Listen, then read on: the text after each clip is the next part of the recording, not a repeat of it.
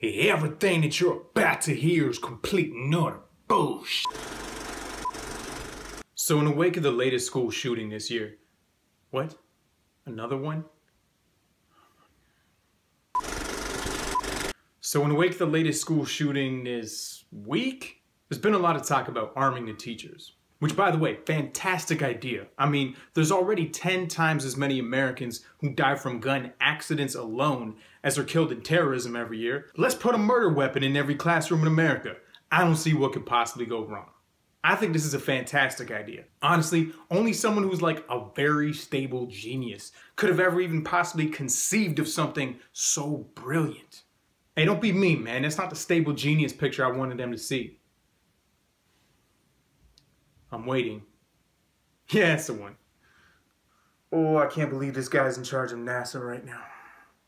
So like I was saying, guns for teachers, brilliant idea. The only technical problem is to really make this idea work. We also need to make sure we give the teachers better guns than the AR-15s that have been the weapon of choice for mass murderers lately. So I'm thinking maybe step it up a notch to 50 caliber full machine guns, maybe some artillery or air support. See, because random kids and potential terrorists already have access to assault rifles, so we need the teachers to be on a higher plane.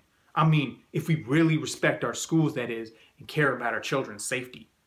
You know what? Much better. Grenade in every classroom, somewhere easily accessible in case of emergency.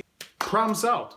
So, while arming the teachers is unquestionably a good idea, I just want to point out one issue with this solution from a bigger picture perspective. See, all this talk about arming the teachers with some people saying it's a good idea, and all you damn snowflakes crying like a little bitch about it. But everyone involved in this debate is forgetting one thing. Mass shootings don't just happen at schools. This is America. And the NRA's made sure the fewest possible restrictions prevent anyone from having the freedom to easily commit mass murder wherever and whenever they so choose. Even if you're already on a terrorist watch list and can't even get on an airplane. So if we really want to protect our people, we need to think outside the box, aka the school system. You know the school always happens in a building? And schools are shaped like boxes? It's not a coincidence. So we had a mass shooting in a church recently, so obvious solution from now on, priests get guns. And just in case, as a kind of preventative measure, rabbis get guns. And because you can't be discriminatory now, imams get guns. I bet you love that idea. Now hold on, let's not get carried away now. There's a hell of a lot of shootings at people's workplaces, so every office just pick the most responsible gun owner in the company, just tell him or her to pack heat every day, and you're good. Okay, all right, fine. Everyone calm down. Someone get me a banana. Sorry I freaked you guys out. Ah! Andy! Ah! Oh. Okay, maybe not that guy, but maybe your second most responsible gun owner. Mass shootings, as we saw recently, happen in music concerts, and as a performer myself, this hits really close to home. So I've thought a lot about how we can make future concerts safer. So I'm thinking from now on, guitarists. You already like to call your instrument an axe, right? What is this, medieval times? Fuck that axe, bring a gun on stage. Don't be a little bitch about it. Be ready to shoot bullets both ways into a huge crowd of people. That will definitely save lives. The worst terrorist attacks in September 11th actually happened at a club in Miami last year, so this is an obvious one. So you already, hopefully, bring protection from unwanted pregnancies and STDs, if you know what I mean. Well, thanks to the Republican Party and the NRA, even people on the terrorist watch list can get assault rifles. So from now on, just make sure to bring protection from ISIS and Al-Qaeda. I'm sure those are exactly the kind of well-regulated militias that the Founding Fathers had in mind when they wrote the Second Amendment. We've had mass shootings in movie theaters, so maybe we need the ushers to carry guns. But hold up, ushers don't even stay in the theater during a movie. That's not gonna work. Okay, maybe instead the NRA could set up like a safety booth in there, right next to the concession stands. Here, Johnny, run along and go buy a large popcorn, 2 sodas, and an AK-47. Oh, and no ice. You know what? Fucking everybody get guns. Every person in America, just go out and buy the biggest gun you can find. And do it before Obama, who had 8 years to stop you, opens up FEMA camps, kills your grandma, and somehow finally takes all your guns away. Oh yeah, that's right, Hussein ain't president no more. And that means he's not in the White House, so where is he? Or maybe he's outside in the bushes waiting to finally take my guns away. Oh, I knew it! I mean, you already have 11 September 11th worth of Americans killed from gun violence every year. What's the worst that could happen? 12 September 11th? Inconceivable. You know what? In light of what he just said, I gotta admit, I was wrong. I thought I was gonna disagree with him, but everything this snowflake said just makes sense. The only solution to gun violence in America is more guns. It's just math.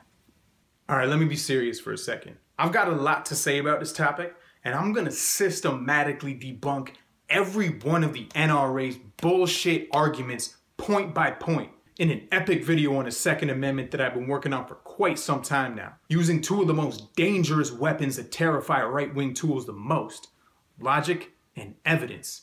Spoiler alert though, the Second Amendment is one of the best pieces of ammunition that rational people have for bringing better gun safety laws to this country, seeing as it begins with the words,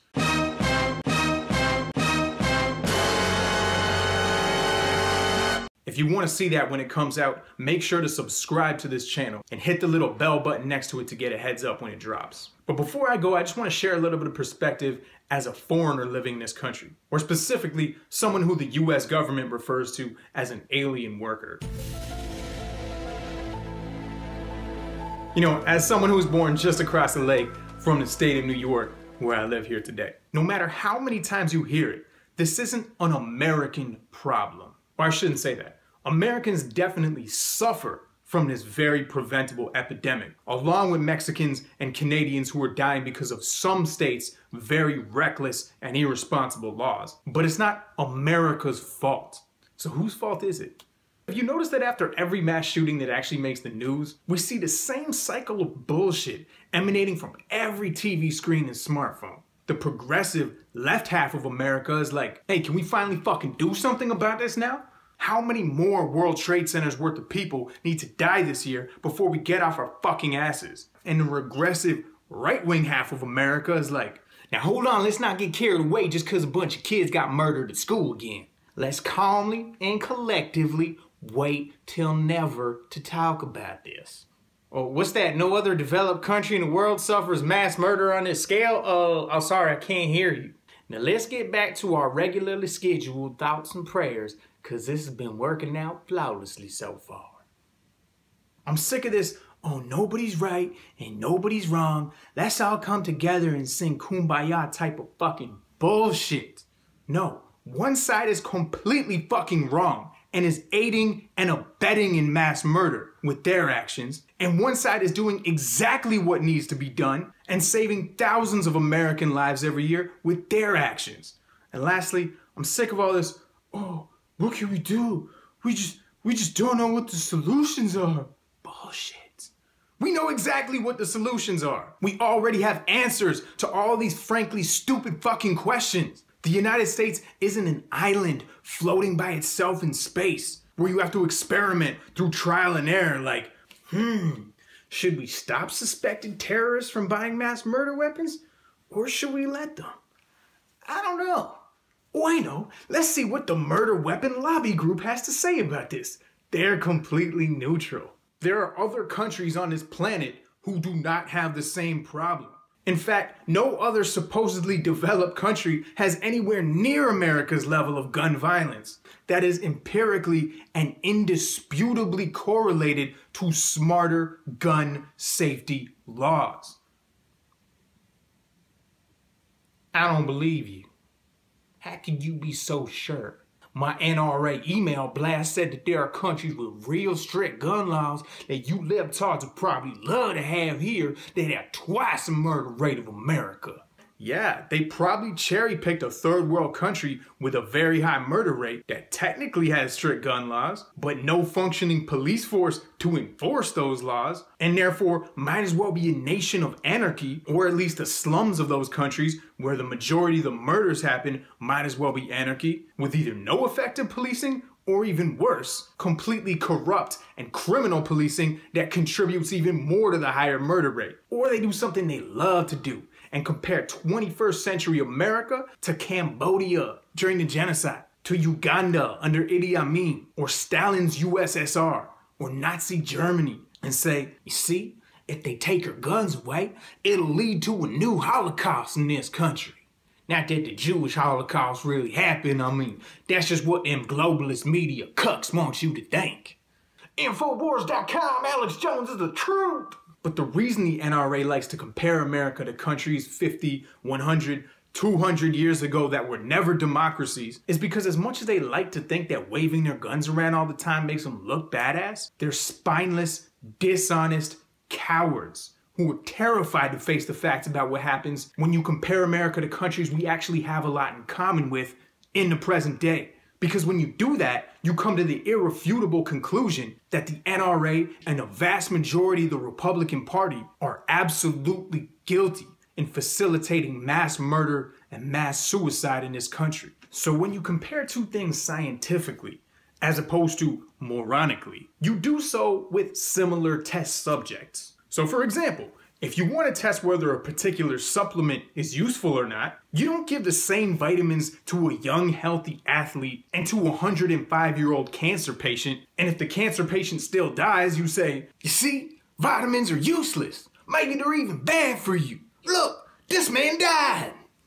And if you want to compare whether gun safety laws work or not, you don't compare 21st century America to some completely different society that's been plagued by thousands of years of dictatorship and monarchy. You compare apples to apples. So democracies to democracies. First world industrialized economies to other first world countries. And the picture is clear. Whereas a country like Colombia or Afghanistan, maybe, potentially, just maybe, might have one or two other factors that throw off the stats.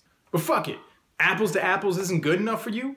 Compare different slices of the same apple to other slices of the same big American apple pie. Compare American states to each other. And don't take my word for this, look it up. States with more intelligent, fact-based gun safety laws, written with the intent of lowering the murder rate, not the intent of raising the profits of gun companies, almost universally have much lower gun death rates. Democratic states, or more importantly states where the blue team has been in power long enough to implement the kind of reasonable laws that even the vast majority of gun owners say they want, are almost always far better off than red states with reckless laws. And that stark difference would be even greater if the red states weren't fucking it up for everyone else. With 74% of the gun crimes committed here in the state of New York, for example, committed with guns that have been smuggled in from out of state, where weaker laws exist and Republicans run the show. Well, by my calculations, this means that if the US as a nation were to simply do what already works in states that have been successful at lowering the gun death rates, then you could prevent the equivalent of multiple September 11th every single year? My God, man. First healthcare, then climate change, and now this? Why does nobody ever listen to the scientists? Is it the hair? Well, hold on right there, little snowflake. It says right here on your chart that one of the states with the lowest gun death rates is Nebraska. Now correct me if I'm wrong, but Nebraska is a red state. Red as your face when I prove you wrong, libtard. Boom! Oh no, this whole video is a fraud. My whole life is a fraud.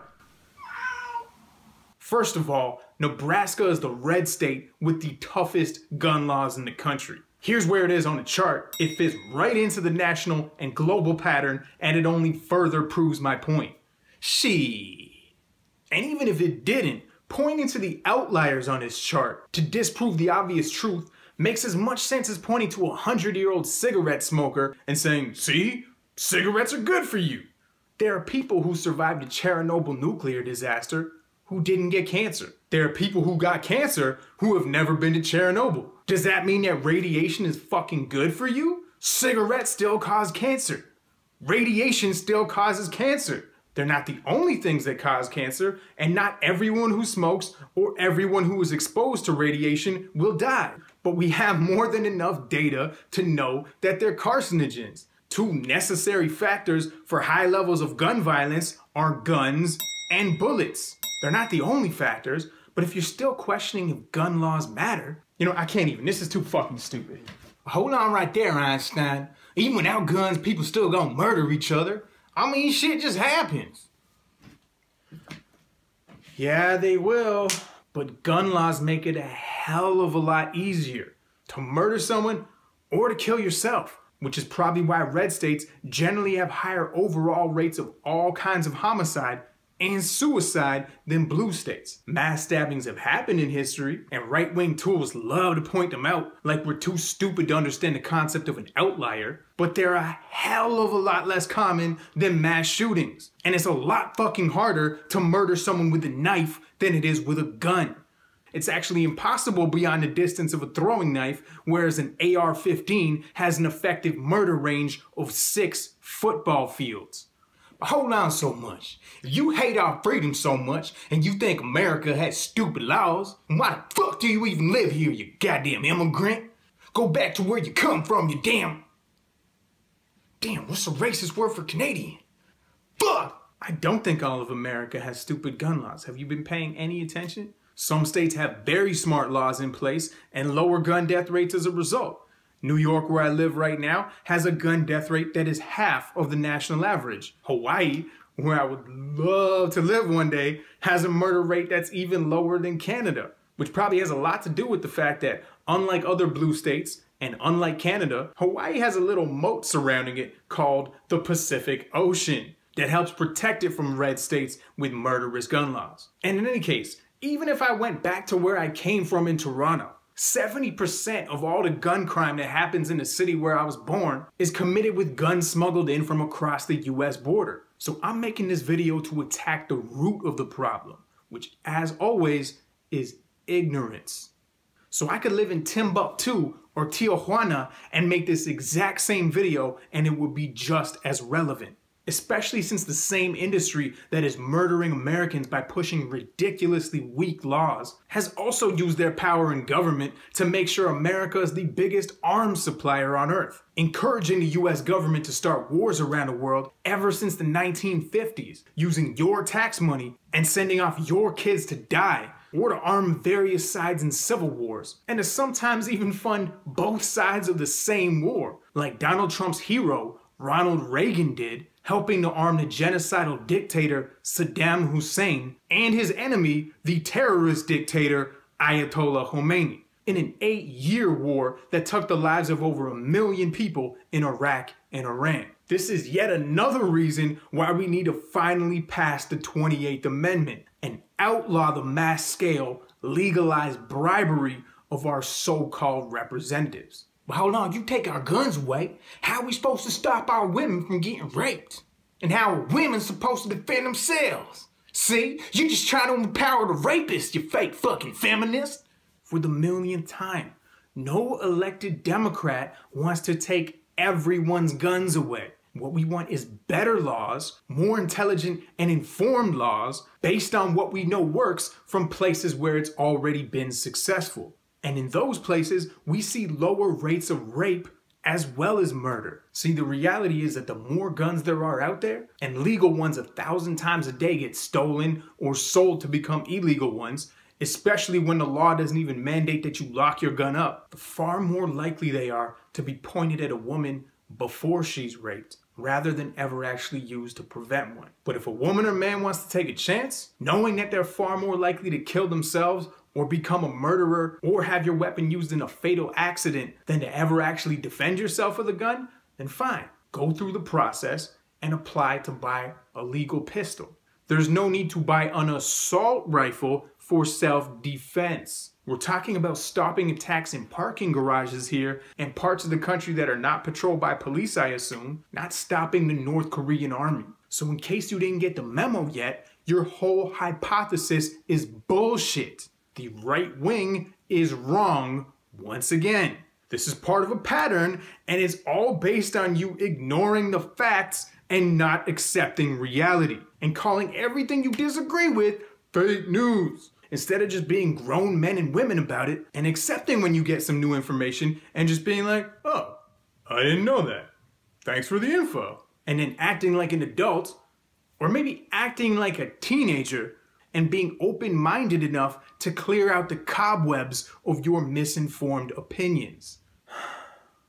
Listen, I know you think this situation is fucked up, because it is, but don't think that means it's never going to change. The progress that's been made that allowed me to illustrate the example between red and blue states, a lot of that has happened recently, meaning things are getting better, as always, when people pay attention to the science. As a nation, you just need to fire any politician who will just sit back and watch as his or her own people get murdered in absurd numbers and do nothing about it. Especially knowing there's such simple and easy ways to prevent so many World Trade Centers full of Americans getting murdered every year. And for the love of life, please do the same when it comes to healthcare and the climate emergency. I'm personally in a taxation with no representation type situation right now. I pay thousands of dollars to the federal government every year and get absolutely no say in how it's spent. So I'd really appreciate if you help make this country I now live in, as well as our neighbors in Canada and Mexico, not get shot quite so often by translating knowledge into action at the ballot box. Thank you for listening. Gaia out.